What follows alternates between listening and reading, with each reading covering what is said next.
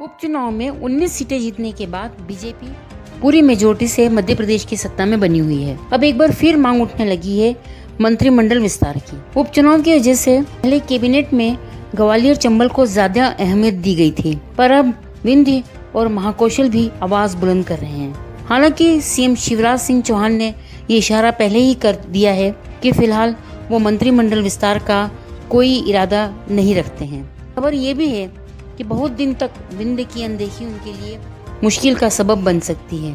आपको बता दें कि पिछले विधानसभा चुनाव में बीजेपी को विंध्य क्षेत्र की अधिकांश सीटें मिली हैं। खास तौर से सीधी लोकसभा सीट के तहत आने वाली 8 विधानसभा सीटों में से सिर्फ एक कांग्रेस के खाते में गई। शेष सभी सीटें बीजेपी की झोली में गिरी हैं। यही वजह थी कि पूर्व मुख्यमंत्री कमलनाथ ने अपनी कैबिनेट में विंध्य को अहमियत दी थी, पर शिवराज सिंह चौहान फिलहाल ऐसा नहीं कर सके हैं। सीधी से अब केदारनाथ शुक्ल की अनदेखी से कार्यकर्ताओं की नाराजगी सतह पर आने लगी है। दरअसल सीधी से विधायक केदारनाथ शुक्ल ऐसे जनाधार वाले नेता हैं जिनका सिर्फ सीधी ही नहीं बल्कि आसपास की सीटों पर भी अच्छा खासा दखल है।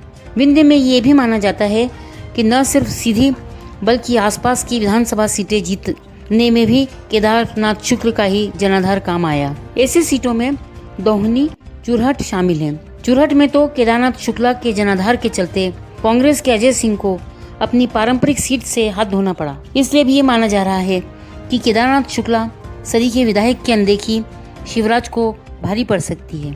ये समीकरण बिगड़े तो कांग्रेस को इसका फायदा उठाते देर नहीं लगेगी। लक्ष्य विजन रिपोर्ट।